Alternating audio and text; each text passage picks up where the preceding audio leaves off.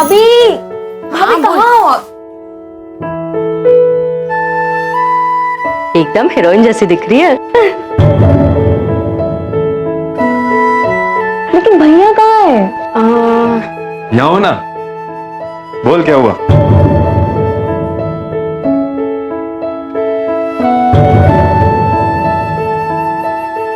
हाँ हाँ, भानु भी तो है ना? है? वो अपने सगे बड़े भाई की बात कर रही है, धर्म की। इस रस्म के लिए उसकी जरूरत है। लेकिन चाची जी मैं भी तो चचेरा भाई है तू, और कोई गलतफहमी है तो बता, वो भी दूर कर दूं मैं। अरे यार तू टेंशन क्यों लेता है, मैं हूं ना। कितना पैसा हुआ आप? 120 रुपया। ये लीजिए, चले अब। अरे यार शाम को ना बहन को देखने के लिए कुछ लोग आ रहे हैं। हाँ, मुझे आने में थोड़ा देर हो जाएगी, पर आऊंगा जरूर। शाम को बैठ के दारू शारू पियेंगे, ठीक है? चल ठीक है, मिलता हूँ मैं रात को। ओके।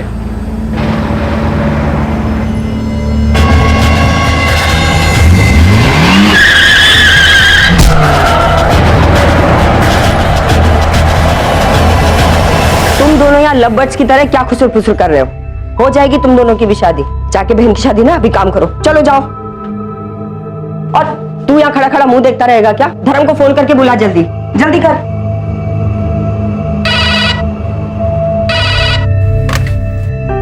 हेलो, क्या?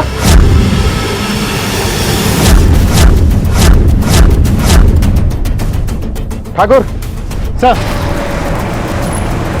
आसपास लोगों से पूछताछ करो, किसने एक्सीडेंट होते हुए देखा। और इसके घर वालों को इन्फॉर्म कर दिया? यस सर, इसका नाम धर्म है। इसके साथ में इसका दोस्त भी था, उसने एक्सीडेंट होते हुए देखा, तो घर वालों को ऑलरेडी इन्फॉर्म कर दिया है। ठीक है, फॉरेंसिक वाले और फोटोग्राफर को भी बुलाओ। जी सर। सर हम रोज दोपहर को साथ में दुकान से आते थे, फिर उसी पान वाले की दुकान पर हम लोग कुछ खाया पिया करते थे, फिर वो अपने घर चला जाया करता था, मैं अपने घर चला जाया करता था। सर आज भी धर्म ने मुझसे बातें की, और जैसे ही वो रोड क्रॉस करने लगा, मिलता हूँ मैं रात को। ओके।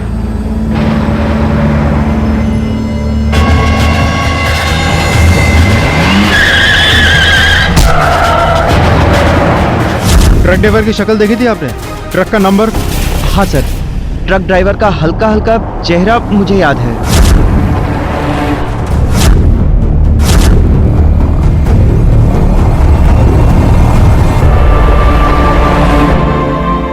कोई टाल सकता नहीं है पुत्र, जो होना है वो तो।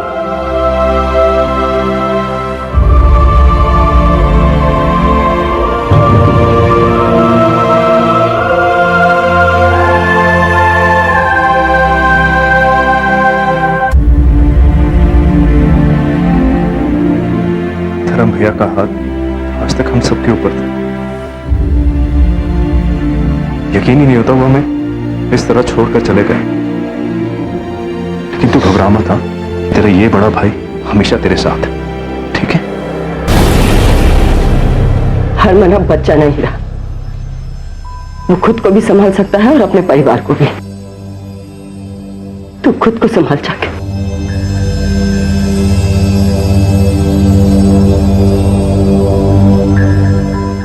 गलती हो सब, रात भर गाड़ी चलाई, एक पल के लिए आग झपकी और एक्सीडेंट हो गया। पब्लिक के डर से नहीं रुका था, उन्होंने लोग मुझे वहीं मार डालते। आंखों में इतनी नींद थी तो कहीं किसी धावे पे सुस्ता लेता। तेरी लापरवाही की वजह से एक आदमी की जान चली गई।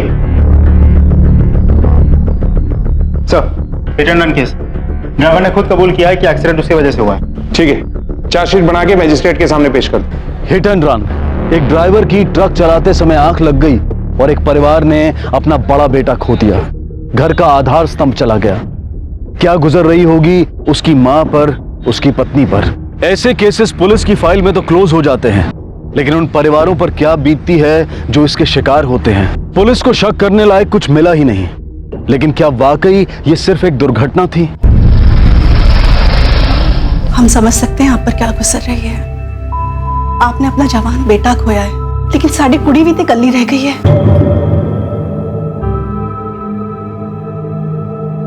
आप मधुर की शादी करना चाहते हैं, जरूर कीजिए।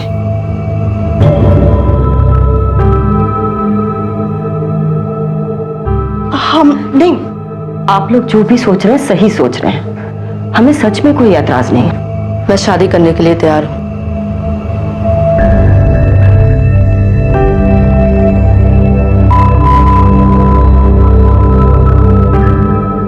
लेकिन सिर्फ हरमन के साथ।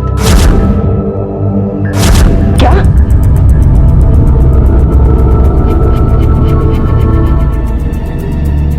ये तो आप ही के घर की प्रथा है ना, चादर ओढ़ाने की प्रथा, कि अगर बड़ा भाई ना रहे तो छोटे भाई को उसकी पत्नी की जिम्मेदारी उठानी होगी। बकवास बंद कर, क्या नाप शनाप बके जा रही है? लेकिन मम्मी जी मैं तो सिर्फ अपना हक मांग रही हूँ। पर ये गलत बात है पुत्र। गलत?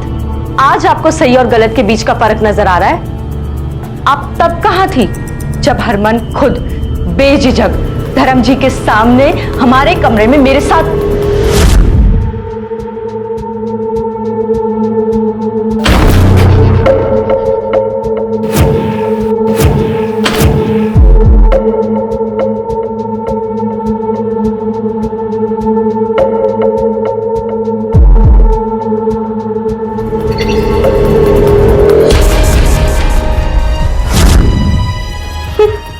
चौंक गए जैसे आप कुछ नहीं जानती थी।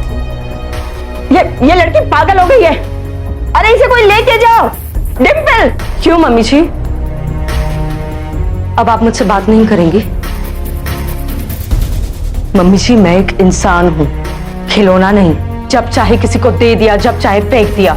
जब से इस घर में बहू बनकर आई हूं तब से आपकी हर एक बात मानी है, हर एक प्रथाएं निभाई हैं। लेकिन आज मैं अपना हक मांग रही हूं। मैं इस घर से नहीं जाने वाली। और क्यों जाऊं? ताकि मेरी शादी किसी और से हो जाए और उसी तरह मेरा उस घर में भी इस्तेमाल हो? नहीं, मैं कहीं नहीं जाऊंगी। मैं इस घर में बहू बनकर रहूंगी, हरमन की बीवी बनकर। क्या बक रही तू? हमारे देश में आज भी अनेकों कुप्रथाएं हैं जिन्हें बदलने की बजाय हम उन पर पर्दा डाल देते हैं और छाती ठोक कर कहते हैं कि हमारे देश में जो संस्कार बच्चों को मिलते हैं वो कहीं और नहीं मिलते। ये खोखला गर्व है हमारी संस्कृति पर। अक्सर ऐसी प्रथाओं का पालन करने के लिए बड़े बुजुर्ग बच्चों से कहते हैं, लेकिन यहाँ पर स्थिति कुछ और ही थी। यहाँ एक लड़की खुद एक पुरानी प्रथा को निभाने की जिद कर रही थी। क्या नापशना बोल रही है? मेरी तो कुछ समझ में नहीं आ रहा है। बकवास कर रही है। आपकी बेटी की अकल ना। मेरे घर मेरे खानदान पर कीचड़ छालेगी। निकल यहाँ से। नहीं जाऊंगी। कीचड़ तो तुमने उछाला है इस घर पर और पूरे खानदान पर। उस दिन और उसके बाद हर वो दिन जब तुमने मेरे साथ जबरदस्ती की। और जब मैं अपना हक मांग रही हूं तो हाय तौबा।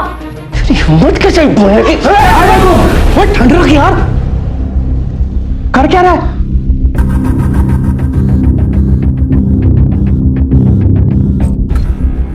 भाभी ये सब छोड़ो ना। आपको इस घर में शादी करनी है ना? मैं तैयार हूं शादी करने के लिए।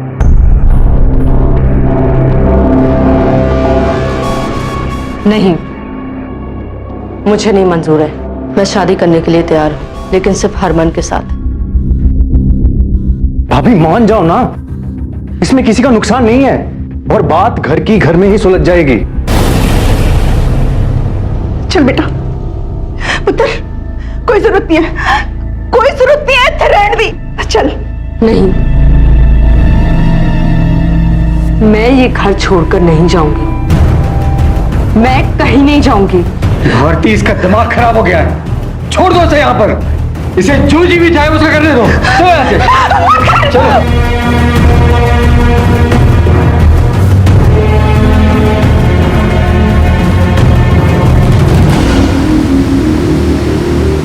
प्रीति, बैठकर बात करते हैं प्लीज।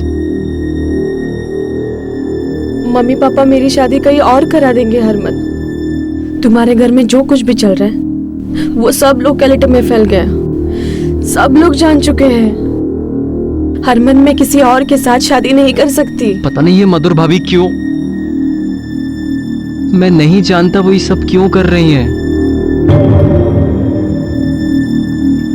पर एक बात पक्की है, तुम्हारी शादी मुझसे ही होगी, समझी? हम दोनों को कोई अलग नहीं कर सकता।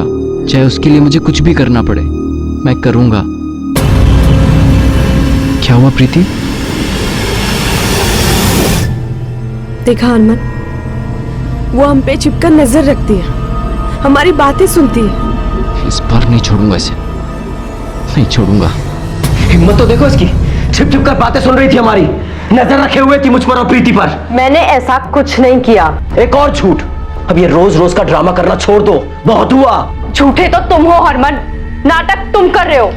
वहां प्रीति से प्यार का नाटक और यहाँ मेरा इस्तेमाल। झूठे तुम हो। तुम झूठी नहीं, एक घटिया और गिरी हुई औरत हो। सोती हो भानु के साथ और दुनिया के सामने नाम लेती हो मेरा, ताकि मुझे फंसा सको। हरमन! बेटा सुन तो ले। दूर रहना मुझसे। किसी ने भी मुझे हाथ लगाया ना तो मैं छोड़ूंगी नहीं। झूठे हो तुम सब, झूठे हो।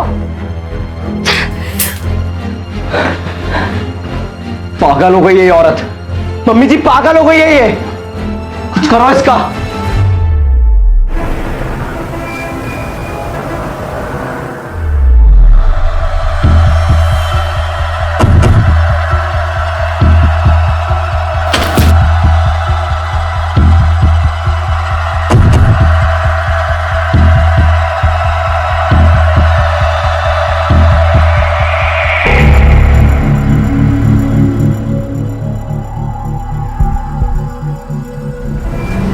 सर, कोई मुझे मारने की कोशिश कर रहा है, मुझ पर हमला किया है। हमला? किसने किया आप पर हमला? सर वो मैं देख नहीं पाई। और सर ये पहली बार नहीं हुआ है। और आप अब आ रही हैं हमारे पास कंप्लेन करने के लिए? आपको पहले आना चाहिए था। ठाकुर सर, इनसे डिटेल्स लो और जहां जहां इन पे हमला हुआ है वहां पूछताछ करो। शायद किसी ने कुछ देखा। Yes sir. और इनके परिवार से भी बात करनी होगी।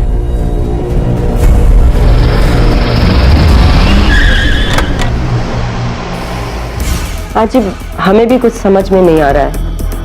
हमें भी नहीं पता वाकई में कि क्या हुआ है। देखिए ये पहली बार नहीं, इससे पहले भी इन पर 2 बार जानलेवा हमला हो चुका है। हाँ ये कह रही है ऐसा, लेकिन कितना सच है? अच्छा, आप में से कोई भी इनके साथ पुलिस स्टेशन में रिपोर्ट लिखाने क्यों नहीं आया? अरे क्यों है सर, हमारा दिमाग ठिकाने पर है, इसकी तरह नहीं। सर ये औरत मनगढ़ंत कहानियां बनाती है और ये हमले वाली बात भी या तो इसका वहम है या फिर झूठ। और आपको ऐसा क्यों लगता है कि इन पर वाकई में हमला नहीं हुआ है? मतलब आप इतने कॉन्फिडेंस से कैसे कह सकते हैं कि ये झूठ बोल रही हैं? ठीक है, अभी तो मैं यहां आकर सवाल कर रहा हूं। अगर मेरे सवालों का सही जवाब नहीं मिला तो आप में से एक एक को पुलिस स्टेशन में आगे जवाब देने होंगे। इंस्पेक्टर साहब ये पहले भी बहुत झूठ बोल चुकी है। दरअसल एक पुरानी घिसी पिटी प्रथा के नाम पर वो हरमन से शादी करने की जिद कर रही थी। मैं शादी करने के लिए तैयार हूँ, लेकिन सिर्फ हरमन के साथ। क्या? ये तो आप ही के घर की प्रथा है ना कि अगर बड़ा भाई ना रहे तो छोटे भाई को उसकी पत्नी की जिम्मेदारी उठानी होगी। आपने कुछ देखा था? सर मैंने ना देखा ना सुना, और यदि इस इलाके में कुछ होता है तो सब तुरंत भीड़ जमा हो जाती है। नहीं सर, हमें कुछ नहीं पता। अच्छे से याद कीजिए। पति की मौत से बाद से वो घर से बाहर निकलती कहाँ है, और सर है भी वो बड़ी अजीब सी। ठीक है, ऐसा कैसे हो सकता है कि किसी ने आप पे अटैक किया और आपने कुछ देखा ही नहीं? सब रास्ता सुनसान था, आसपास कोई नहीं था।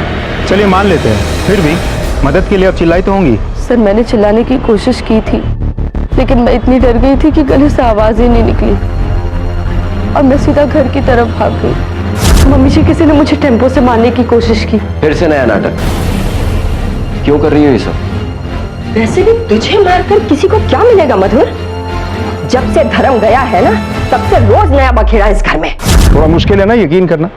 चलिए मान लेते हैं किसी ने आप पे हमला किया और आपने कुछ नहीं देखा, लेकिन किसी ने भी कुछ नहीं देखा, ना आपको देखा ना उस हमलावर को देखा। वैसे ये है कौन जो आपकी जान लेना चाहता है और क्यों?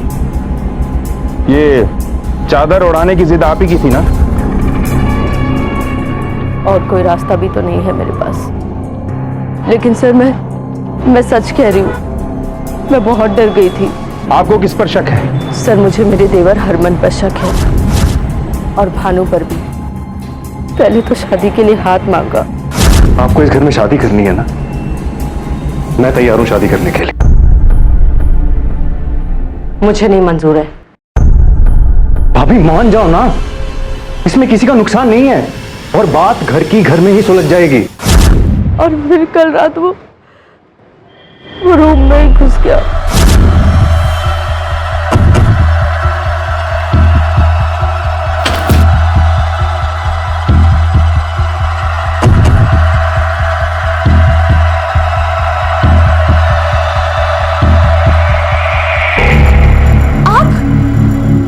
आप यहाँ क्या कर रहे हैं? मदर, मुझे तुम्हारी फिक्र हो रही थी, इसलिए आया हूँ। तुम ठीक हो ना? हाथ मत लगाना मुझे, दूर रहो मुझसे, नहीं तो मैं चिल्ला दूंगी, मैं सबको बुलाऊंगी। ये तमाशा तुम छोड़ नहीं सकते हो क्या? अरे जो हो गया उसे भूल जाओ। तुम अकेली हो गई हो ना, लेकिन तुम घबराओ मत, मैं हूं ना, मैं तुम्हें सहारा दूंगा। मैं यहाँ तेरे लिए आया था, लेकिन तेरे तो नखरे ही बढ़ गए। मुझे मना करके तूने अच्छा नहीं किया, इसका बदला जरूर लूंगा, याद रखियो। कहीं उसके साथ भी तो आपका कोई संबंध तो नहीं था? नहीं सर। और हरमन के साथ? मैं मना कैसे करती? जो भी होता था मेरे पति के सामने होता था।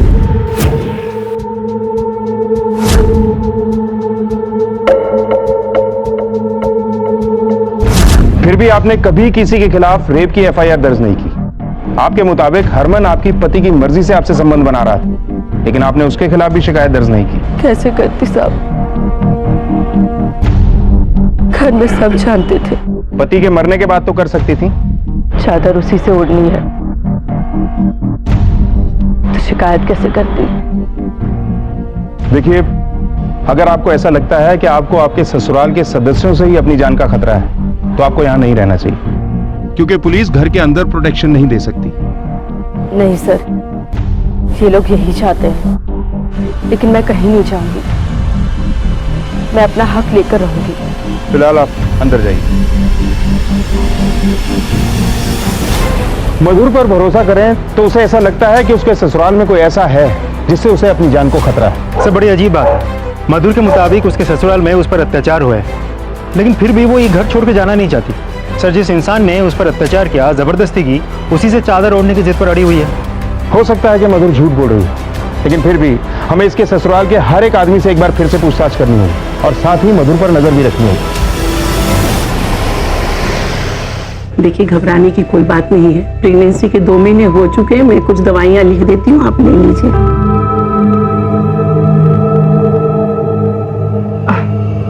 Thank you doctor.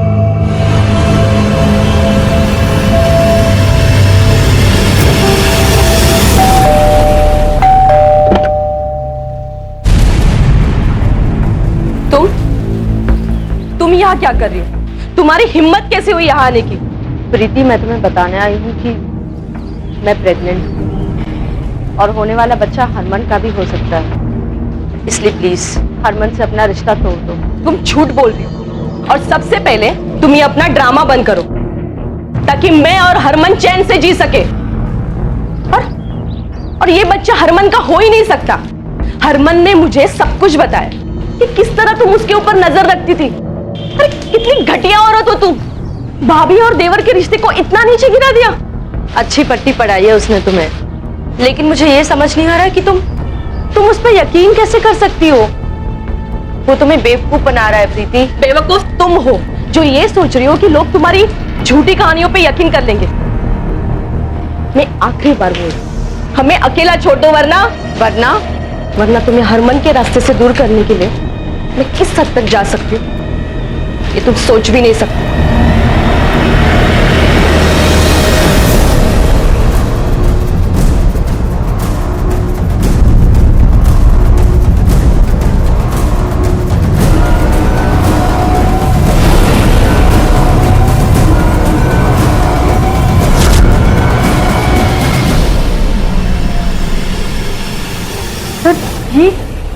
जमानत पे छूटा है।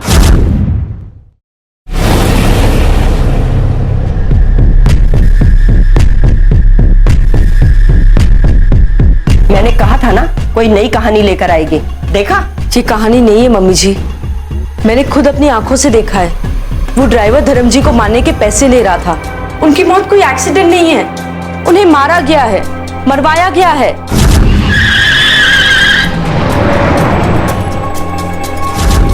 क्या रहा है ये सब? क्या हुआ? इस औरत का नया नाटक कह रही है धर्म भैया का एक्सीडेंट नहीं, मर्डर हुआ था। क्या? फिर तो तुमने पैसे देने वाले को भी देखा होगा ना, कौन था वो? देखो, सीधी तरह मेरे पैसे दे दो। अगर तुमने पैसे नहीं दिए ना तो मैं पुलिस को जाकर ये बता दूंगा कि तुमने धर्म को मरवाया था। चुप।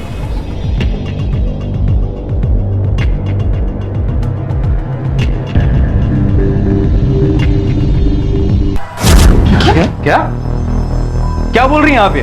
मेरा भानु अपने ही भाई को मरवाएगा? अरे धक्के मार के निकालो बाहर इसे। घर तोड़ना चाहती है हमारा, पहले पति को खा गई, अब हमारे ऊपर उंगली उठा रही हो। अरे माँ, सनकी हो गई है औरत। आप लोग मेरा यकीन मानिए, मैंने खुद इसे उस ड्राइवर को पैसे देते हुए देखा है, मैं सच बोल रही हूँ। पर सच क्या था और कौन सच बोल रहा था? मधुर, भानु या फिर हरमन? सच की कई परतें खुलनी थी। फोन रिकॉर्ड्स ने एक्सीडेंट की पूरी कहानी खोल दी। तो देर किस बात की? आज ही कुंडली खोल देते हैं इस परिवार की। जी सर।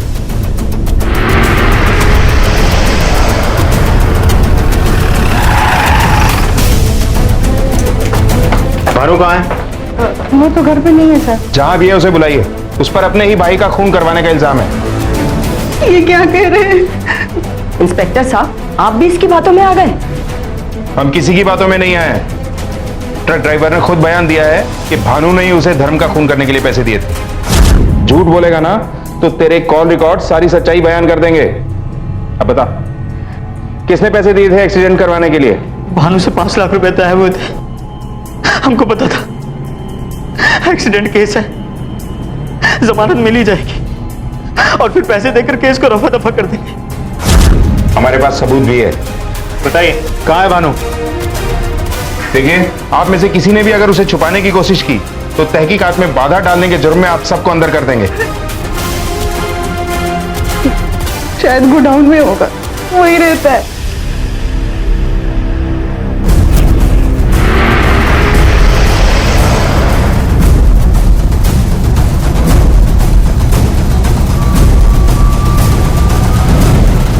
खून, अच्छी तरह से तलाशी लो सारी जगह की। उधर देखो।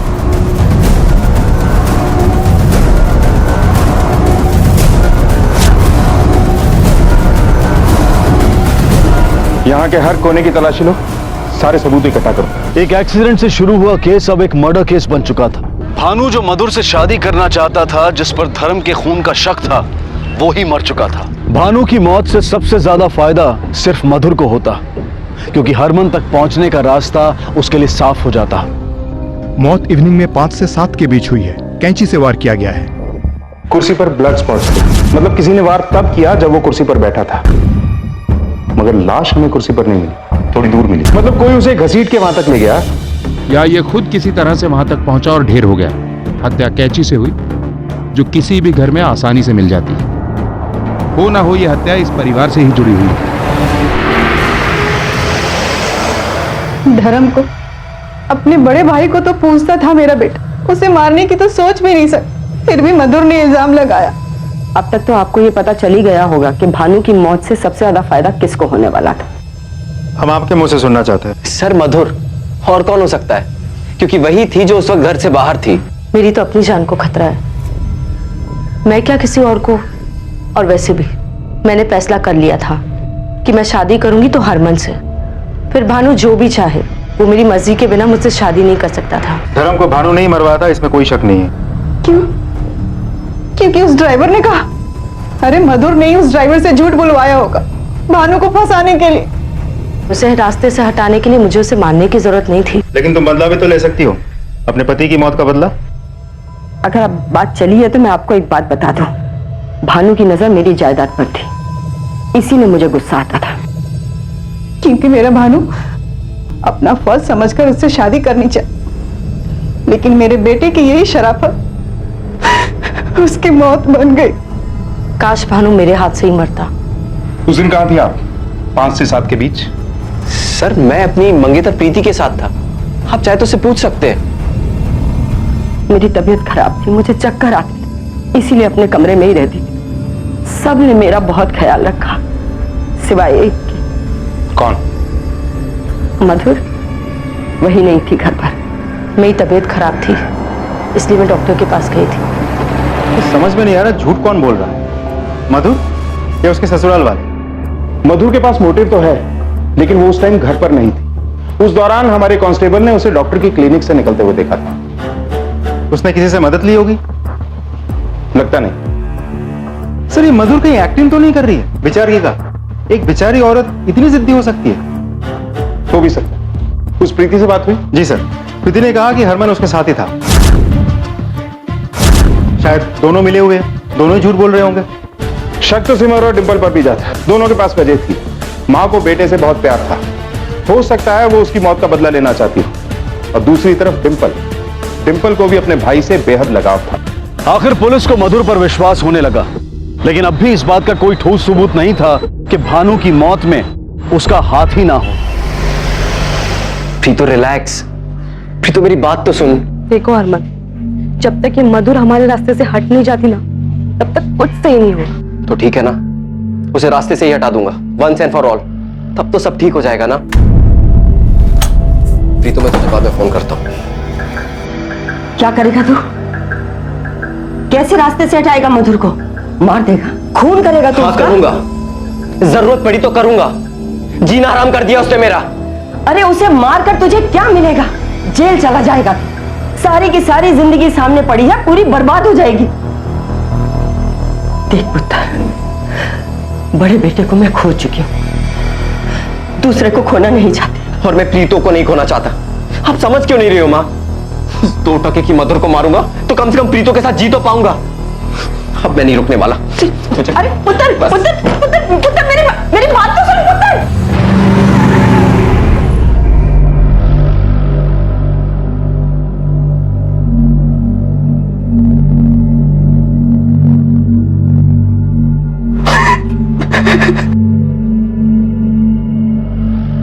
खाना खा लो, वरना कमजोर पड़ जाते।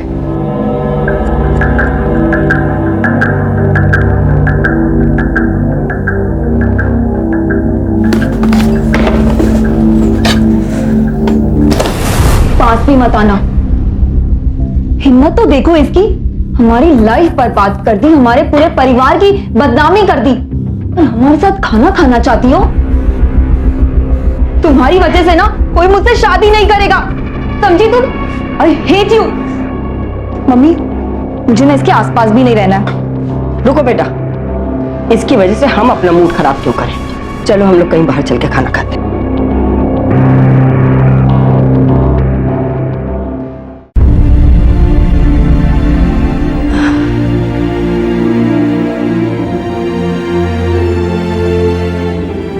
कितनी बुरी हूं ना मैं।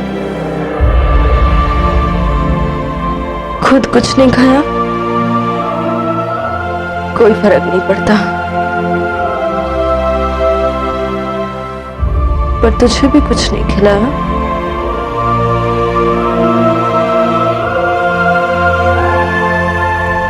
तुझे तो खाना ही होगा।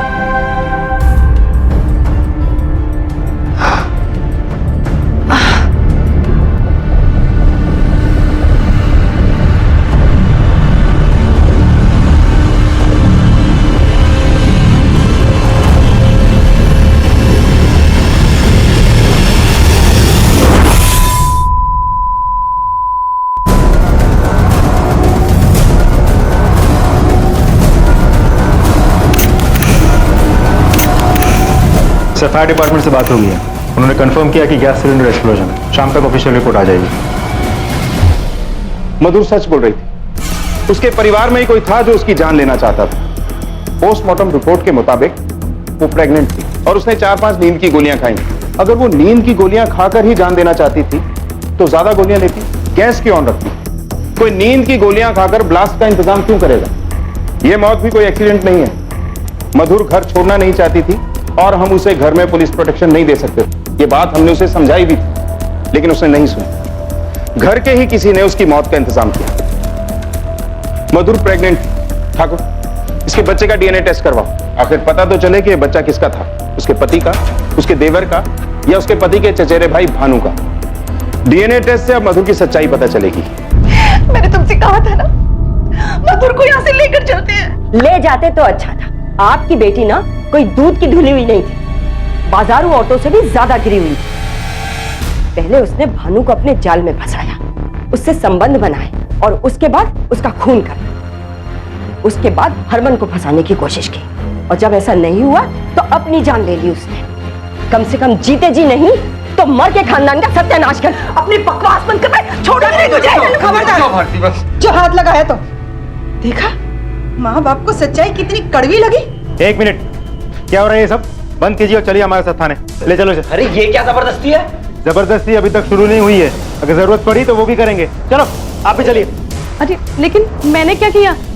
मैं तो इस फैमिली का हिस्सा भी नहीं हूँ। हमें सब पता है, आपको भी चलना होगा। चलिए आप लोग, लेकर आओ। तो ना तुम अपने भाभी के साथ सोते थे, ना तुम्हारा कोई गलत रिश्ता था। सर वो औरत झूठ बोल रही थी। उसकी कोख में जो बच्चा था उसका डीएनए तेरे डीएनए से मैच करता है।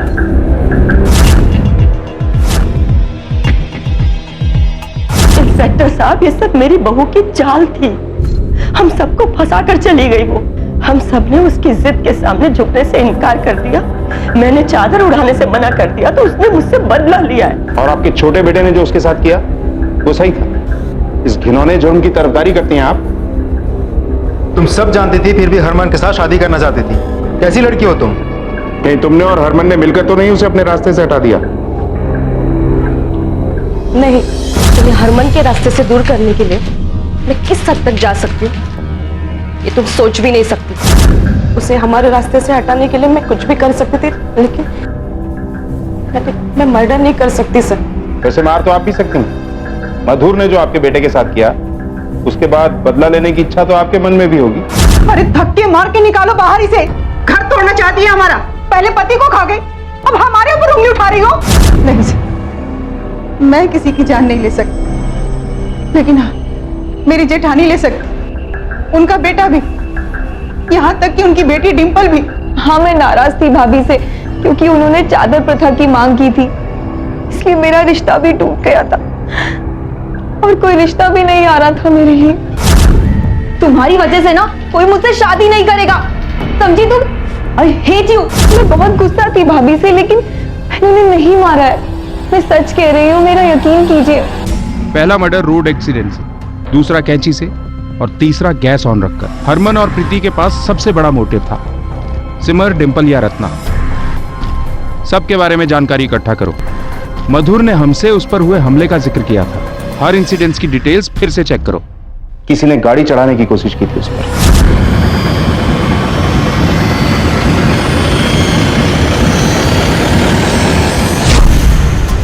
सर, सिर्फ इतनी जानकारी मिली है कि एक छोटा सा टेम्पो था, नंबर था DL04। इससे ज्यादा तो कुछ पता नहीं चला। एक और बात सर, ये दूसरी बार किसी ने उसके गला दबाने की कोशिश की थी। सर, ये हमला कोई पुरुष ही कर सकता है। हो सकता है यह हमला उस भानु ने किया हो, या फिर इन तीनों औरतों ने किसी आदमी की मदद ली हो। प्रीति और हरमन, पता करो हमले के वक्त ये लोग कहां थे। कोई तो ऐसी कड़ी है जो हमारे हाथ नहीं लगती।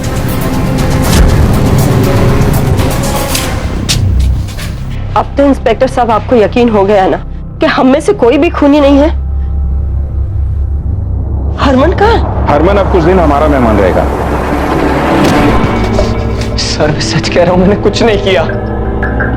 तूने अपनी भाभी का बलात्कार किया और उसका खून भी किया। उस पर 3 बार जानलेवा हमले हुए। अब तक हम पूछताछ कर रहे थे मधुर की तस्वीर लेकर, पर जब हमने तुम्हारी फोटो दिखाई तो एक आई विटनेस से तुम्हें पहचान लिया और फिर हमने तेरा ट्रायंगुलेशन रिकॉर्ड्स निकलवाए। अब झूठ बोलने से कोई फायदा नहीं है हरमन, बोल। सर ये सच है कि मैंने उसकी जान लेने की कोशिश की थी। मैंने प्रीति से वादा किया था कि मैं मधुर को रास्ते से हटा दूंगा।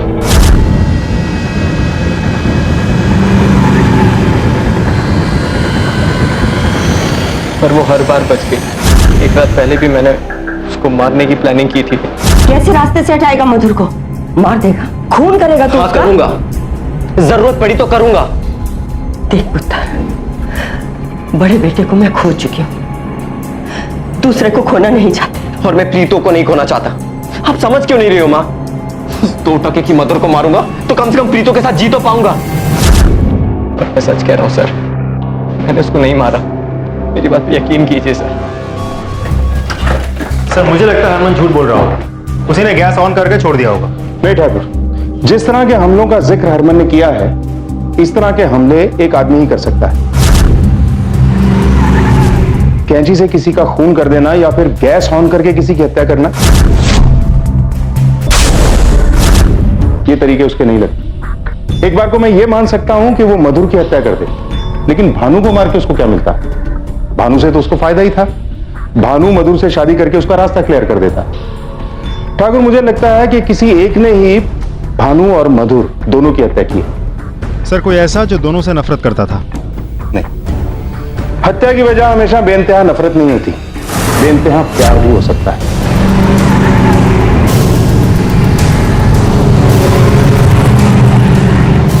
आप लोग चलिए हमारे साथ, आप भी। लेकिन इंस्पेक्टर साहब, बेटे को तो पहले ही ले जा चुके हैं, अब किसे ले जाएंगे?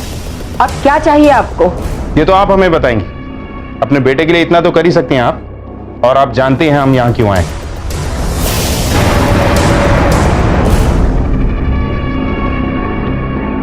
मार डाला? दोनों को मैंने मार डाला। उसने मेरे बेटों की जिंदगी नरक बना दी। और भानु? भानु की नजर मेरी जायदाद पर थी। घबरा मत, तेरा ये बड़ा भाई हमेशा तेरे साथ। हरमन अब बच्चा नहीं रहा, वो खुद को भी संभाल सकता है और अपने परिवार को भी। और उस जायदाद के लिए उसने मेरे बेटे को मारा, तो ये सजा तो उसको मिलनी ही थी। उस दिन जब गुस्से से भानु घर से निकला था तो मैं भी उसके पीछे पीछे गोडाउन गई थी। और फिर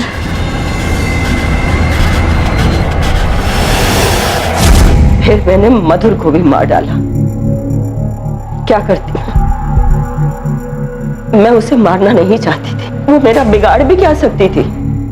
लेकिन इंस्पेक्टर साहब, जब मुझे ये पता चला कि मेरा बेटा हरमन उसका खून कर देगा तो ठीक है ना, उसे रास्ते से ही हटा दूंगा वंस एंड फॉर ऑल, तब तो सब ठीक हो जाएगा ना।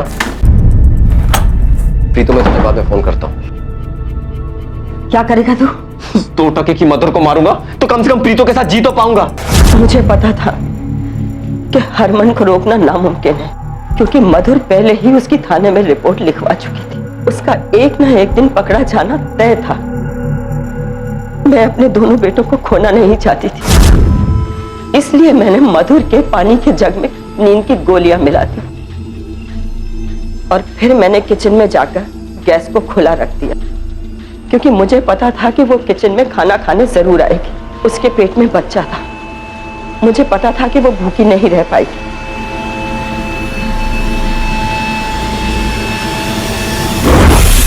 बहुत प्यार करती हूँ मैं अपने बेटों से और उनके लिए कुछ भी कर सकती हूँ। आपने 3 खून किए। पहले आपने अपने भतीजे भानु को मारा, फिर अपनी बहू के साथ साथ उसके पेट में पल रहे उसके बच्चे को भी मारा।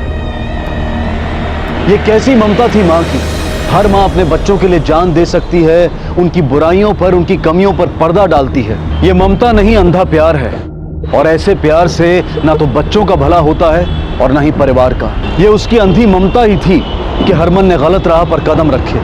लेकिन क्या हासिल हुआ ऐसी ममता से, ऐसे प्यार से? आज दोनों माँ और बेटे पुलिस की हिरासत में हैं। हर मसला कानून बनाने से हल नहीं होता है। जरूरत है कि हम आईने के सामने खड़े होकर अपने प्रतिबिंब को देखें, उसकी आलोचना करें, बदलें अपने आप को। शुरुआत हमेशा व्यक्ति से होती है। मैं बदलूंगा तो दुनिया बदलेगी। अब मैं अनूप सोनी आपसे विदा लेता हूं। फिर मुलाकात होगी अगले एपिसोड में जुर्म की एक और कहानी के साथ। तब तक अपना और अपने परिवार का ख्याल रखें और देखते रहें क्राइम पेट्रोल डायल 100। सबक एक को, सीख हम सबको। जय हिंद।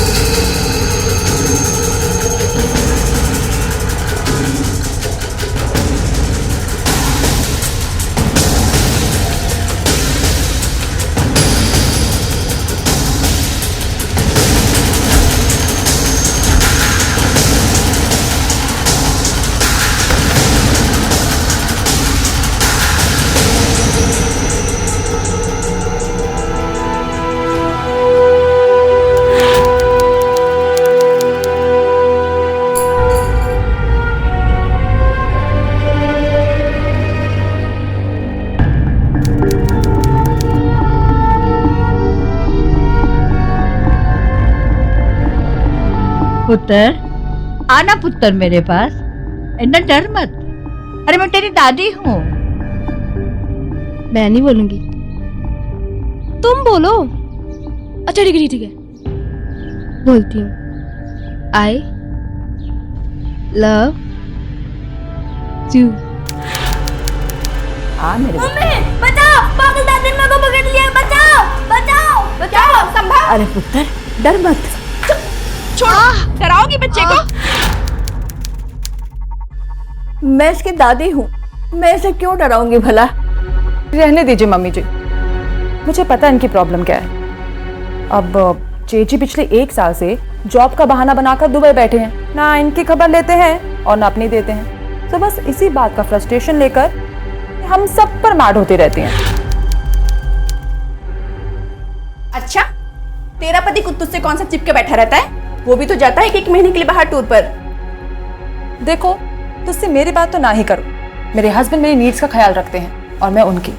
बस यही तो चाहिए होता है ना एक हैप्पी मैरिज के लिए। चलो संभव।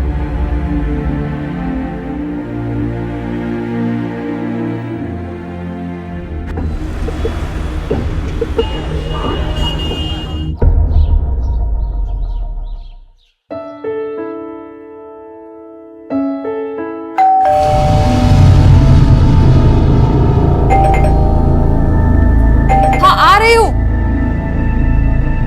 आओ आओ।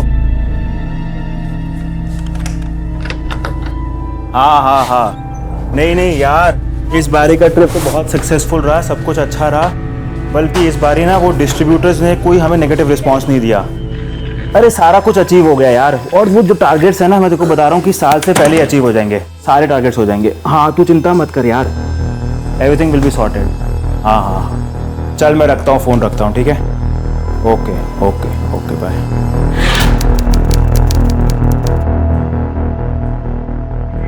कार्तिक यार कमाल है, ऐसा कोई करता है अपनी वाइफ के साथ? पूरे 20 दिन बाद वापस घर आए हो और घर में घुसे भी तो फोन पे बात करते हैं। यार तुम कितनी फिल्मी हो यार। मैं कोई बॉलीवुड एक्टर नहीं हूँ जो अपनी हीरोइन के साथ रोमांस करता फिरे। बहुत काम करने पड़ते हैं मुझे, जिंदगी में बड़ी मेहनत करनी पड़ती है कुछ करने के लिए। पर सब लोग मैनेज तो करते हैं ना कार्तिक। यार मुझे बहुत भूख लगी है कोमल, प्लीज कुछ खाने के लगाना। मैं अभी आ रहा हूँ फ्रेश होके। ओके।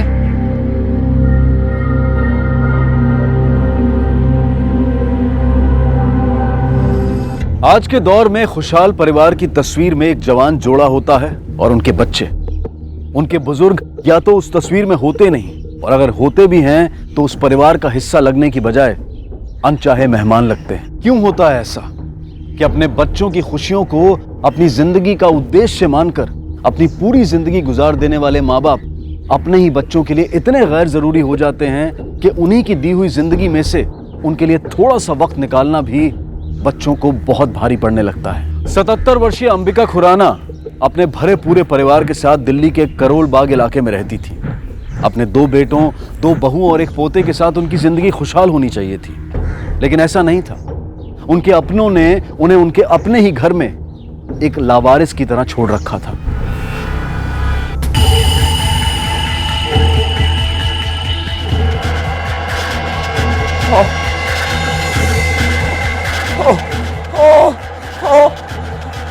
पूरे 1.25 महीने बाद आज तुमने फोन उठाया मेरा। हाँ, ऐसी कौन सी नौकरी कर रहे हो जो तुम्हें बात करने की फुर्सत नहीं है? तुम्हें ना मेरी फिक्र है और ना अपने बच्चे की। अरे मेरा तो नसीब ही फूट गया तुमसे शादी करके। यहाँ तुम्हारी माँ ने मेरा जीना हराम कर रखा है, और ऊपर से वो कोमल।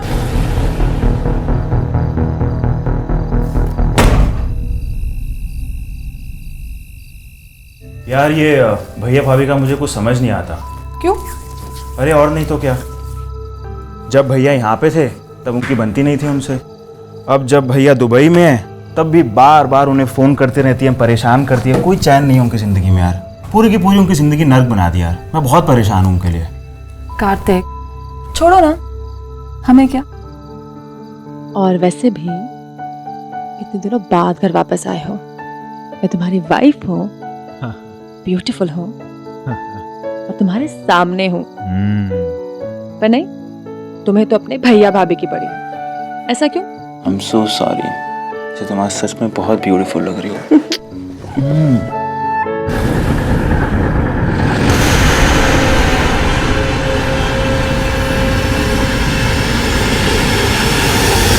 पुराना हाउस में एक तरफ थी उपेक्षित बुजुर्ग अंबिका और दूसरी तरफ थी अनीता, जिसकी जिंदगी अपने पति से दूर रहने की वजह से नीरस हो चुकी थी। अनीता न सिर्फ अपने अकेलेपन का सामना कर रही थी, बल्कि अपने बच्चे की जिम्मेदारी को भी अकेले संभाल रही थी।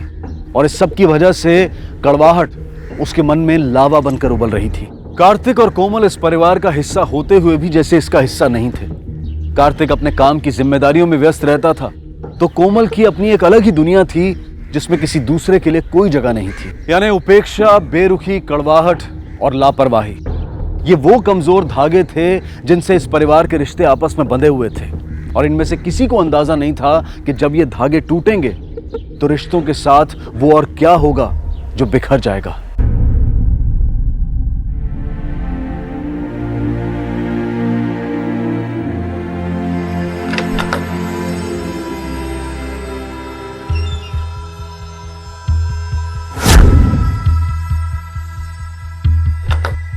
कोमल, कोमल,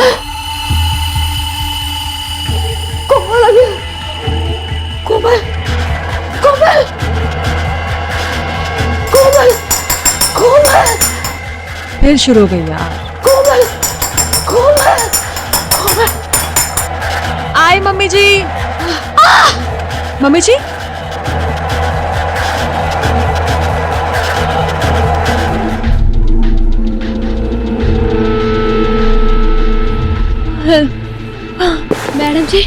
मैडम जी बचाओ, कोई हेल्प करो, कोई। मैडम जी उठिए, मैडम जी कोई मदद करो। एक्सक्यूज मी मैम, मेरी वाइफ आई होंगी कोमल, वो कौन से रूम में है? साहब, रानी, कैसे हुआ ये सब कुछ? साहब मैं सामान लेके घर आ रही थी साहब, तो कोमल मैम इस हाल में थी। माँ कहाँ है, भाभी कहाँ है? ठीक तो है ना वो दोनों? कुछ हुआ तो नहीं उन्हें? साहब मार दिया।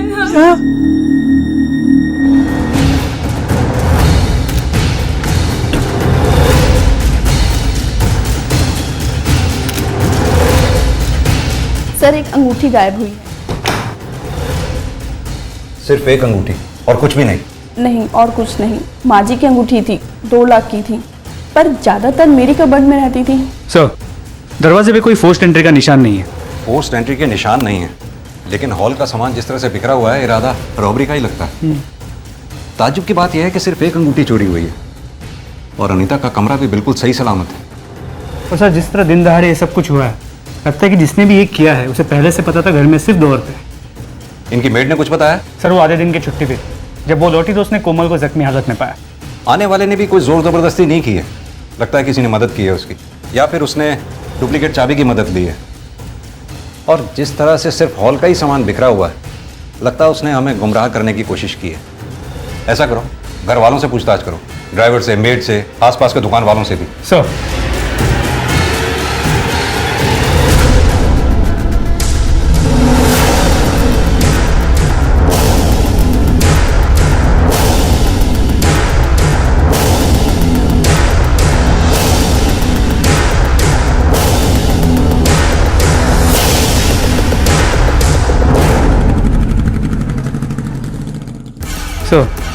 घर के आसपास पूछताछ की, कुछ मिला नहीं। कोमल को होश आया? नहीं सर, अब तक नहीं आया। वहाँ एक कांस्टेबल तैनात किया है उसकी सिक्योरिटी के लिए। उसे होश आते हुए हमें इन्फॉर्म कर रहे। तो मुझे एक बात खटक रही, चोर ने सिर्फ अंबिका जी को क्यों मारा, कोमल को क्यों छोड़ दिया, जबकि वो इस केस की चश्मदीद गवाह है। हो सकता है कोमल ने उस वक्त शोर बहुत मचाया हो, जिस वजह से कातिल को प्लान चेंज करना पड़ा हो। मुझे इस अनीता के रोल पे भी शक है। अपनी सास की बॉडी को देखकर उसके आंख से एक आंसू तक नहीं है, पर अब भी अस्पताल में बेंच पे बैठ के वो गेम खेल रही, जैसा उसका इससे कुछ लेना देना है ही नहीं। शायद सास और बहू में बनती ना हो। खैर, ये सब तो हम चेक कर ही लेंगे। फिलहाल उस अंगूठी को ट्रेस करो, चोर उसे बेचने की कोशिश जरूर करेगा। सर अंबिका जी का पोस्टमार्टम रिपोर्ट।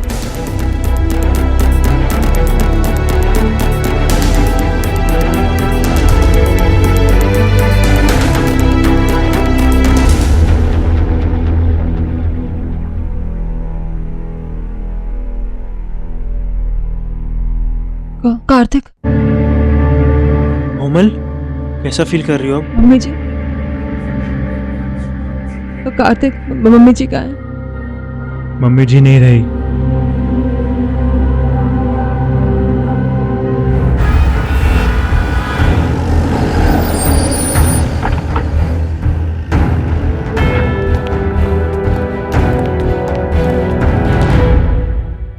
कोमल जी, क्या हुआ था उस दिन? जी मैं अपने रूम में थी। आई mummy ji. Mummy ji, mummy जी। इसके बाद क्या हुआ मुझे कुछ याद नहीं। कोमल जी, कुछ भी ऐसी बात जो आपने उस हत्यारे के बारे में नोटिस की हो? मसलन उसका रंग कैसा था, उसका कद कैसा था, कोई शरीर पे चोट का निशान था, कुछ भी? वो एवरेज हाइट का था। उसने चेहरे पे मास्क डाला हुआ था और शायद काले रंग का था। इसके अलावा मुझे और कुछ याद नहीं। एक बात बता दूं आप लोगों को, पोस्टमार्टम की रिपोर्ट में अंबिका जी के शरीर पर चोट के निशान थे, यानी मारपीट के, फिजिकल अब्यूज। और डॉक्टर्स के मुताबिक ये निशान घटना से पहले के हैं। आप लोगों में से किसने मारा था उन्हें?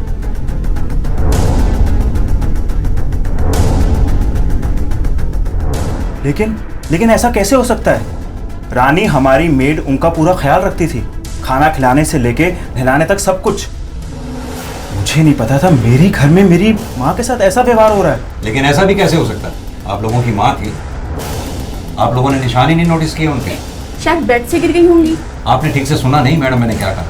उनके शरीर पर मारपीट के निशान थे। बाय द वे, आपके पति कहाँ हैं? वो नहीं दिखाई दिया हमें जब से ये घटना घटी है। जी वो दुबई में जॉब करते हैं, खबर कर दी है।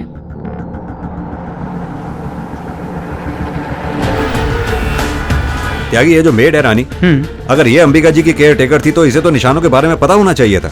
और हादसे के बाद सबसे पहले घर में वही आई थी। एक काम करो, इस रानी को बुलवाओ और इस ड्राइवर से भी जरा पूछताछ करो, क्योंकि उसका इनके घर में बहुत आना जाना था। हो सकता है शायद उससे कुछ पता चले। तुझे तो अंबिका जी की देखभाल के लिए रखा गया था, फिर क्यों मारा करती थी उन्हें? मैंने नहीं मारा साहब उनको। किसने कहा आपसे? उनके घर वालों ने। सब झूठ बोल रहे हैं वो लोग, सब के सब। साहब नफरत करते थे उनसे।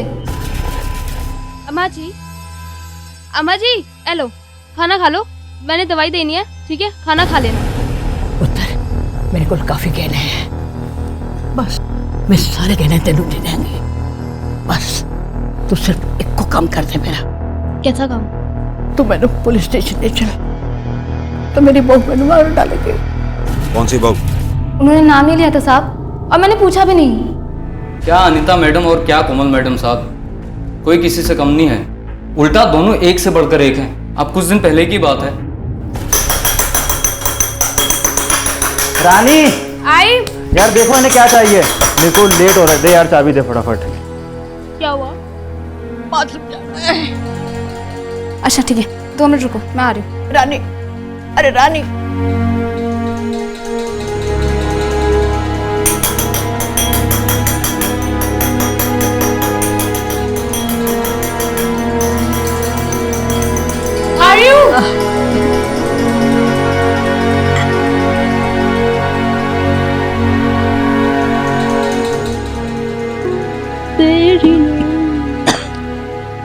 चलिए अम्मा जी। ये क्या किया? आ रही थी ना मैं। रानी,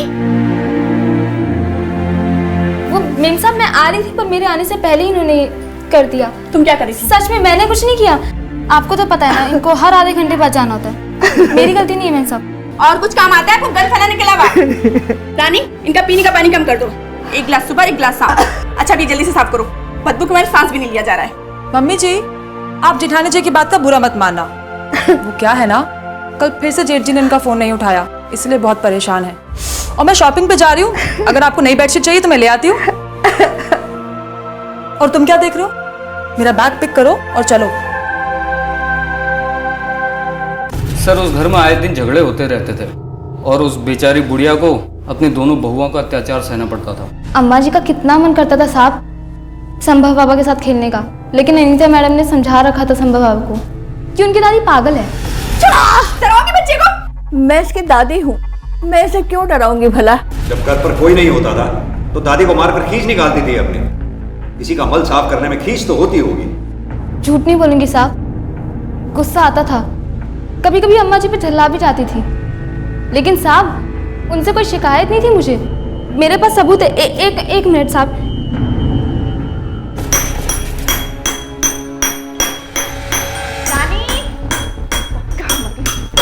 क्या चाहिए? बाथरूम जाना है। तेरे बाप की नौकरानी हो जो तुझे गोद में उठा के मुताने जाओ? कभी कुछ इतने नहीं जब देखो कुछ ना कुछ मेरे हाथ में सुन्नत में कदों नहीं मर रहे थे। जब ये सब हो रहा था, बजाय इसे रोकने के तू वीडियो बना रही थी। तो साहब मैं क्या करती, उल्टा मुझे ही नौकरी से निकाल देती। आज इंटरनेट पर दुर्घटना और हादसों से जुड़े रियल टाइम वीडियोस की बाढ़ आई हुई है।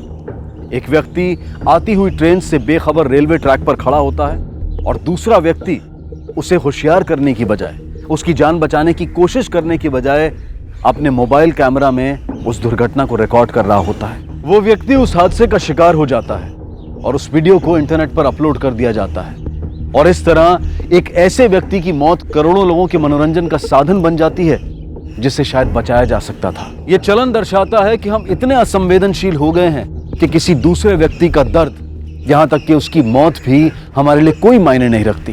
रानी ने अगर कुछ मिनटों की मशहूरी की बजाय अंबिका जी के बारे में सोचा होता, उनके दर्द को महसूस किया होता और उस वीडियो को पुलिस को या किसी अन्य व्यक्ति को दिखाकर मदद मांगी होती, तो शायद उस बुजुर्ग महिला को अपने अंतिम समय में इतनी ज्यादती का शिकार ना होना पड़ता। हद होती है लापरवाही की। मेरी माँ को हर रोज कोई मारता था, उन्हें पीटता था, और तुम घर में होने के बावजूद तुमने कभी ध्यान नहीं दिया। अगर इतना ही ख्याल था उनका तो खुद क्यों नहीं बात करते थे उनसे? उनका हालचाल तक तो पूछने का टाइम था नहीं तुम्हारे पास, और सारा इल्जाम मुझ पे लगा रहे हो। कार्तिक देखो, जो हुआ अच्छा नहीं हुआ, पर हम उसे चेंज तो नहीं कर सकते ना। And I love you, and please ये गुस्सा थूक दो प्लीज। चलो तुम रेस्ट करो, थोड़ा सा पानी पियो, और मैं डॉक्टर से पूछता हूँ, तुम्हारे डिस्चार्ज की बात करता हूँ।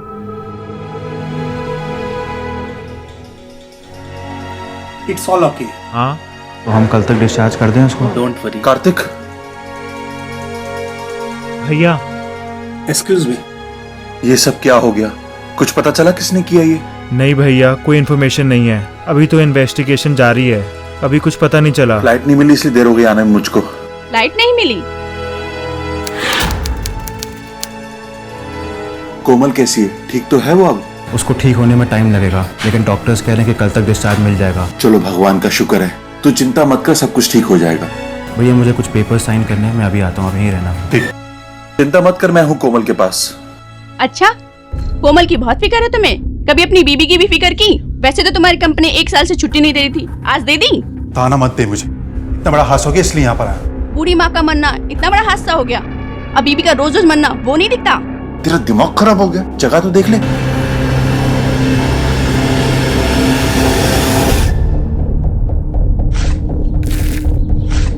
अरे जल्दी जल्दी गड्ढा भरो।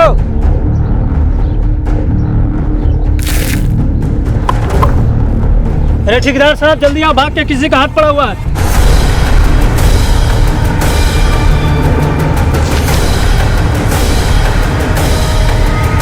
Hello police. क्यों नहीं अच्छे? क्यों अच्छे? जब देखो कुछ ना कुछ हाँ, मारा था मैंने, आ गया था गुस्सा। घर का सारा काम अकेले करो, ऊपर से अपने बच्चे को अकेले संभालो, ऊपर से वो इतना परेशान करती थी। छूट गया कंट्रोल उस दिन। तो जैसे आप गुस्से में उन्हें माना करती थी, ऐसे ही गुस्से में मारने का प्लान बना दिया होगा। अरे आपको क्या लगता है सिर्फ मैं अकेली थी जो उनको मारती थी? वो कोमल के दूध की धुली हुई है। मम्मी जी, कोमल। हाँ कोमल, रानी, ये क्या है? वो एक्चुअली रानी नहीं थी ना, तो मैं बैठाकर भूल गई। I am sorry mummy ji. Mummy ji, कोई नहीं आया। आराम से आवाज़ें देती रही, किसी ने सुना ही नहीं। आराम से। आपकी फैमिली में गिरने में किसी ने भी कोई हद नहीं छोड़ी, लेकिन सबूत तो हमें सिर्फ आपके खिलाफ मिला है। ये वीडियो। मैंने नहीं मारा उन्हें। कोमल के मुताबिक घटना वाले दिन कोमल ने अंबिका जी को बचाने की कोशिश की थी। वहीं अनीता का यह कहना है कि कोमल भी अपनी सास से कम नफरत नहीं करती थी। अब सवाल यह उठता है कि कोमल ने जो हमें कहानी सुनाई वो कहीं झूठी तो नहीं? सर ये अमृत और कार्तिक दोनों घर के बेटे हैं, पर दोनों को ये नहीं पता कि घर में क्या चल रहा है। ऐसा कैसे हो सकता है? अमृत तो चलो दुबई में काम कर, लेकिन कार्तिक तो उसी घर में रहता है वहीं। उस अंगूठी के बारे में कुछ पता चला? नहीं सर, लेकिन हमारे खबरें नजर रखे हुए हैं, लेकिन किसी ने भी उसे बेचने की कोशिश नहीं की है। हो सकता है कि केस ठंडा होने का वेट कर रहे हो। इन सब में से किसी पे भी भरोसा नहीं किया जा सकता। सबको एक दूसरे से कोई ना कोई प्रॉब्लम है। एक काम करो, इन सबके कॉल रिकॉर्ड्स निकलवाओ, पता करो कि घटना वाले दिन कौन किस वक्त क्या कर रहा था। सर वीडियो देखी हमने, आप माँ को मारती थी। हिम्मत कैसे हुई आपको मेरी माँ को मारने की? समझती क्या अपने आप को आप है? मेरी माँ थी वो। मन करता है तुम्हारे हाथ पैर मैं यही तोड़ डालूं। मुझे तो यकीन नहीं आ रहा कि तूने शर्म आ रही कि तुझ जैसे औरत से शादी की मैंने। अच्छा, अब भी मुझ पे शर्म आ रही है, खुद पर नहीं, जो बीवी बच्चे की जिम्मेदारी छोड़ के दुबई जा बैठे। देख बकवास मत कर। मेरी छोड़ो और अपनी कहो। तुम्हें तो पता था ना तुम्हारी माँ बूढ़ी है, लाचार है, फिर क्यों जाके दुबई बैठ गई? और तू कार्तिक, तेरा मन मेरा हाथ तोड़ने का कर रहा है। कभी अपने हाथों से उनकी गंदगी साफ की? खाली पैर छूने से प्यार नहीं होता है। कभी उनके पास बैठ के 2 मिनट बातें भी की? बड़ा आया मेरा हाथ तोड़ने वाला। सर कार्तिक के कॉल रिकॉर्ड से कुछ डाउटफुल नहीं मिला। हादसे के वक्त वो ऑफिस में था, मैंने ऑफिस से कंफर्म किया।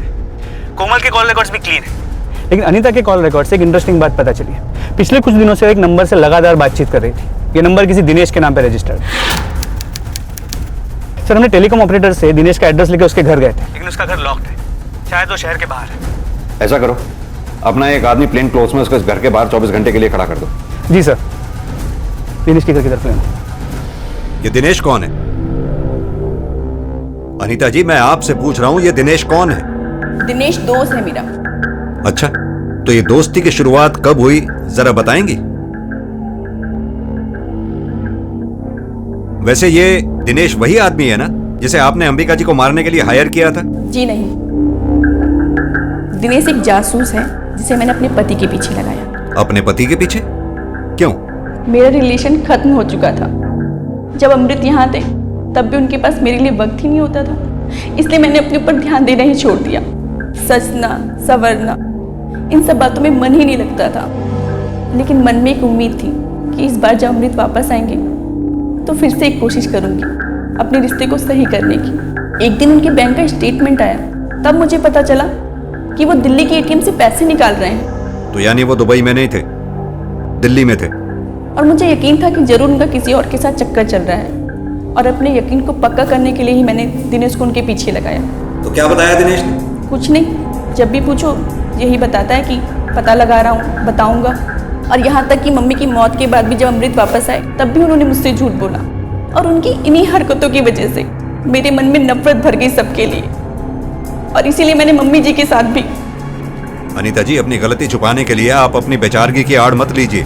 आपका और आपके पति के बीच में जो कुछ भी होता था वो आपका पर्सनल मैटर था, इसमें अंबिका जी हरगिज़ जिम्मेदार नहीं थी। आपने जो कुछ भी किया ये निहायत ही घिनौनी हरकत थी। बजाय शर्मिंदा होने के आप बहाने बना रही हैं।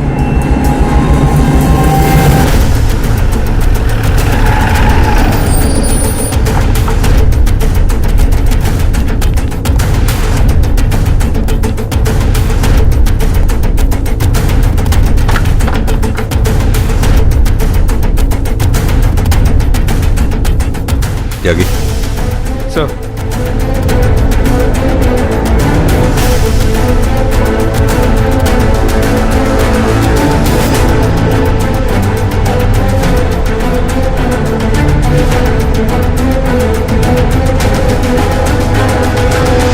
सर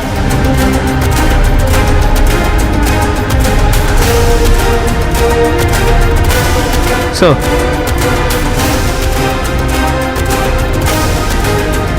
सर त्यागी इस मांस के टुकड़े को देखकर तो ऐसे ही लगता है कि किसी को बड़ी बेरहमी से मारा गया है। हालांकि सबूत मिटाने की कोशिश की गई है पर कामयाब नहीं हो पाया वो। लगता तो ऐसा ही है सर। कुछ दिनों पहले यमुना किनारे रेत में दबे मेल बॉडी के कुछ पार्ट्स मिले थे, सिर्फ कुछ पार्ट्स थे सर, नहीं थे। तो बॉडी आइडेंटिफाई नहीं हो पाई सर। इस मांस के टुकड़े का डीएनए उस बॉडी के डीएनए से मैच किया जाए? बिल्कुल, गो अहेड सर। ये केस अब एक की बजाय 2 हत्याओं का बन चुका था। एक वृद्ध महिला और एक पुरुष का, जिसकी पूरी लाश भी अभी तक बरामद नहीं हो पाई थी। यह आदमी कौन था, इसे किसने और क्यों मारा था, और इसका अंबिका खुराना की मौत से क्या संबंध था, इसके बारे में अभी तक कुछ भी साफ नहीं हुआ था। लेकिन पुलिस को यकीन हो चुका था कि इस मामले का घर की बड़ी बहू अनीता से कोई ना कोई संबंध जरूर है, जिसे वो छुपाने की कोशिश कर रही थी।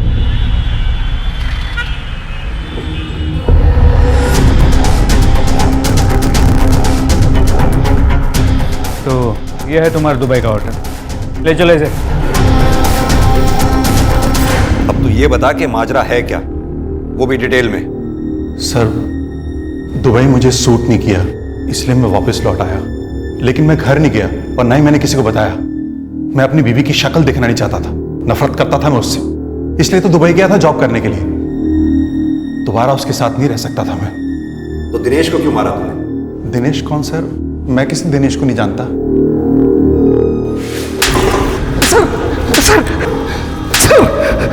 बेवकूफ समझा है हमें? तू क्या समझता है तेरे कॉल रिकॉर्ड्स में हमें दिनेश का नंबर नहीं दिखेगा? देख अमृत, सच सच बता दे वरना मैं तेरी खाल उधेड़ दूंगा। सर, दिनेश खुद से आया था मेरे पास। उसे पता लग गया था कि मैं दिल्ली में रहता हूँ। वो मुझे ब्लैकमेल कर रहा था, कह रहा था कि अगर मैंने उसे पैसे नहीं दिए तो वो अनीता को बता देगा। बस इतनी सी बात है सर। और तू पैसे उसे देना नहीं चाहता था, इसलिए तूने उसे मार नहीं दिया? सर, मैंने उसे नहीं मारा। मैं तो पैसे देने को राजी हो गया था, लेकिन वो ही नहीं आया मेरे पास। जिस तरह से अचानक आया उसी तरह से अचानक गायब हो गया। फिलहाल तो तेरे खिलाफ कोई सबूत नहीं है, जा।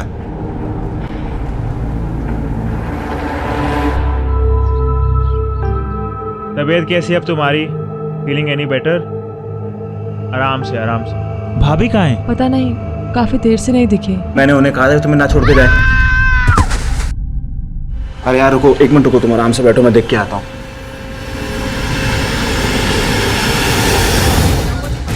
भाभी, भाभी, भाभी जी, ये सर, एम्बुलेंस कुछ ही देर में आ रहा है। हमारे घर में दो मर्डर हुए हैं। आखिर आप लोग कर क्या रहे हैं? हम तो अपना काम कर रहे हैं मिस्टर कार्तिक। इन सब हादसों के पीछे आप ही की फैमिली में से कोई है। बाय द वे, जब ये हादसा हुआ आप कहाँ थे उस वक्त? मैं और कोमल तो अपने रूम में ही थे, लेकिन हाँ, अमृत भैया काफी देर से गायब हैं। आपको उनसे पूछना चाहिए। सर, इस फैमिली में तो सब एक दूसरे पे ही इल्जाम लगा रहे हैं। अपने आदमी प्लेन क्लोथ्समैन के पीछे लगा दो, कोई ना कोई कहीं ना कहीं गलती जरूर करेगा। सर, गायब मतलब? आप कहना क्या चाहते हैं? देखिए, मैं घर से बाहर किसी काम से गया था, और वो जो भी हो, जब मैं घर में था ही नहीं तो मार कैसे सकता हूं? मैं तो आपके सामने ही आया था। आई एम श्योर उन्होंने सुसाइड ही किया होगा। अमृत वीजी के चलते वो बहुत डिप्रेशन में थी। हाँ, मैं नफरत करता था, बहुत नफरत करता था उससे। सर, अगर मुझे उसे मारना ही होता तो बहुत साल पहले मार चुका होता। अब क्यों मारता, जबकि पुलिस की मुझ पर नजर है? मैं सच कह रहा हूं सर, मैंने उसे नहीं मारा।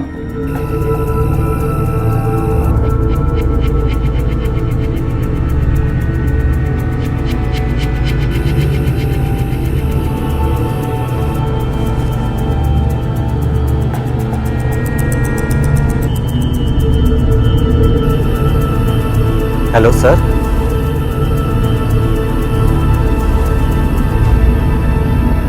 सर, उस घर में गई हो?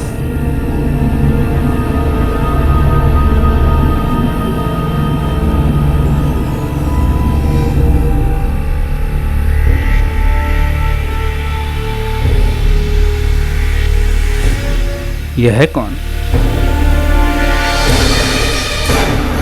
सर चले? नहीं, मुझे देखना है वो कहाँ जा रहा है।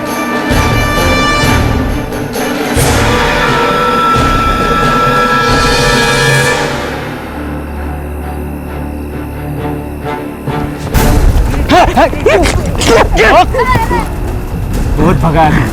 बैग मेरे को क्या है? पकड़ो इसे।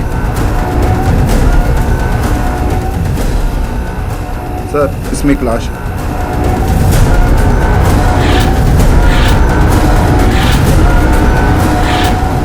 चल।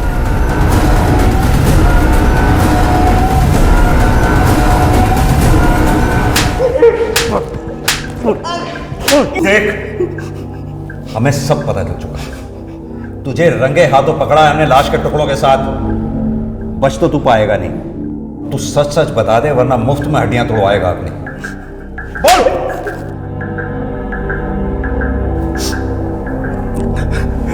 कोमल के कहने पे प्यार करते थे हम एक दूसरे से। कब से? यही कोई 2 महीने पहले से, जब मैं नौकरी पर लगा था। पहली नजर में वो मेरे दिमाग में चढ़ गई थी।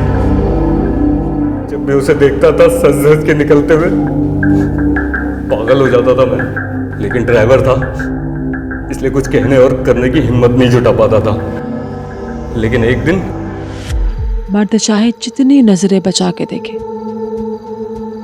पर औरत की नजरों से वो नहीं बच सकता। पाना चाहता है ना मुझे? हाँ। पर मेरा एक काम करना होगा। कैसा काम? अपनी हवस के चलते तूने हाँ कर दी। मेरी जरूरतें थी, कुछ दिल की तो कुछ शरीर की। मेरे हस्बैंड, उन्हें काम के अलावा कुछ और नजर आता ही नहीं। हमेशा बिजनेस टूर पे रहते। मजबूरी में मुझे ये दूसरे मर्दों के साथ पूरी करनी पड़ती। पहले अपने जेठ जी के साथ और उनके दुबई जाने के बाद अपने ड्राइवर गोविंद के साथ। मुझसे पहले कोमल का अफेयर अमृत साहब के साथ था। अमृत साहब ने हमें बताया कि उन दोनों के अफेयर के बारे में दिनेश को पता चल गया है और वो उनसे पैसे मांग रहा है। तो हम दिनेश से जाके मिले, तब उसने बताया कि उसे मेरे और कोमल के अफेयर के बारे में भी पता है और उसके पास हमारी कुछ फोटो हैं। हम उसे और पैसे देने को तैयार थे, मगर वो जितनी बड़ी रकम मांग रहा था उतनी ना तो मैं दे सकता था ना ही कोमल। इसलिए हमने दिनेश को उसी के घर में बंदी बना लिया और अपने फोटोग्राफ निकालने की कोशिश करने लगे। फोटोग्राफ्स तो मैं दूंगा, लेकिन तेरे पति के हाथों में। बोल। ये ऐसे नहीं मानेगा।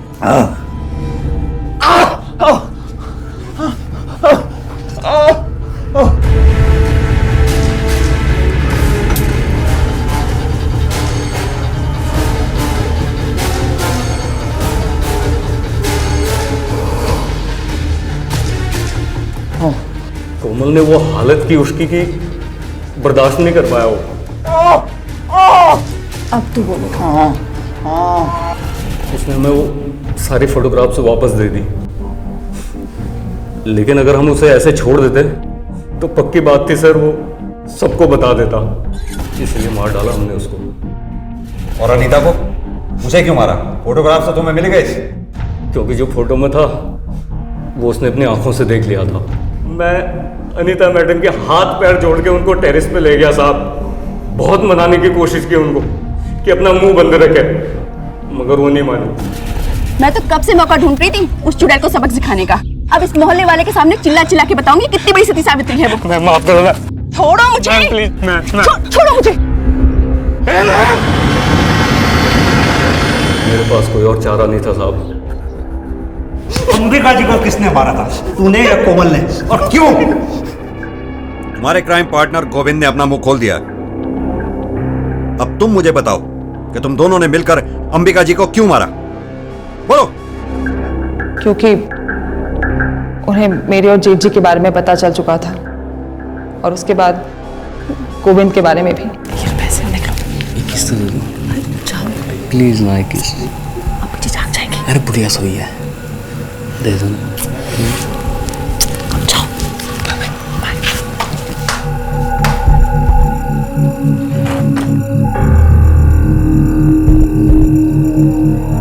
कोमल, अमृत के बाद एक ड्राइवर दलाल, ये तो अच्छा नहीं कर रही है। तो बता दोगे अपने बेटे को? बताना होता तो अमृत के वक्त से बता देती, और मैं अपने पुत्र का कार नहीं तोड़ना चाहती। मैंने कई बार सोचा कि जब वो किसी को कुछ बताने वाली नहीं है तो मुझे क्या फर्क पड़ता है, पर नहीं, मुझे फर्क पड़ता था। उनकी वो टक टक की आवाज, जब भी वो आवाज करती मुझे लगता वो मेरा मजाक उड़ा रही।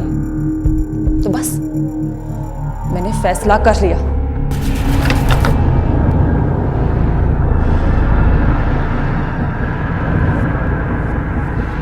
ये लो, इसे रखो।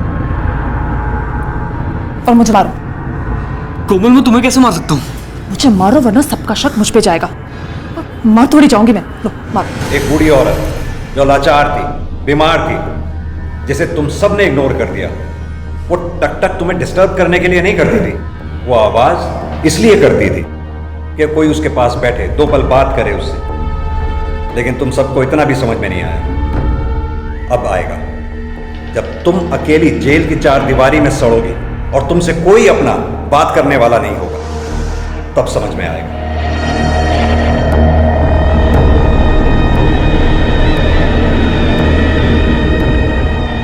पारिवारिक मूल्यों की महत्वता और रिश्तों की मर्यादा और उनसे जुड़ी हुई जिम्मेदारियों को ना समझना या फिर समझते हुए भी उनका पालन ना करना किसी हद तक खतरनाक हो सकता है। और यह इस कहानी से अच्छी तरह से समझा जा सकता है। कोमल की अपने पति से प्यार पाने की चाहत कोई ऐसा मसला नहीं था जिसे बातचीत से सुलझाया नहीं जा सकता था, लेकिन उसने इस आसान राह को चुनने की बजाय अपने दिल में अपनी अधूरी इच्छाओं का मातम मनाना शुरू कर दिया, जिसकी वजह से गुस्से और नफरत का जन्म हुआ। और उसी गुस्से ने खुद उसे ही निशाना बनाकर उसे गलत राह पर कदम बढ़ाने पर मजबूर कर दिया। और वहीं दूसरी तरफ उसकी अंधी नफरत का शिकार बनी उसकी लाचार सास अंबिका खुराना। अगर कोमल ने अपने परिवार को और उसके परिवार ने उसे समझने की थोड़ी सी भी कोशिश की होती तो शायद जो हुआ वो ना होता।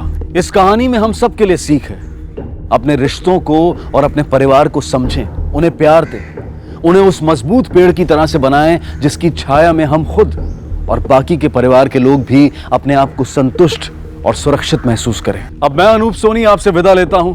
फिर मुलाकात होगी जुर्म की एक और कहानी के साथ अगले एपिसोड में। तब तक अपना और अपने परिवार का ख्याल रखें और देखते रहें क्राइम पेट्रोल डायल 100। सबक एक को सीख हम सबको। जय हिंद। इस तरह के और भी एपिसोड देखने के लिए हमारे चैनल को सब्सक्राइब करें और बेल आइकन दबाना ना भूलें।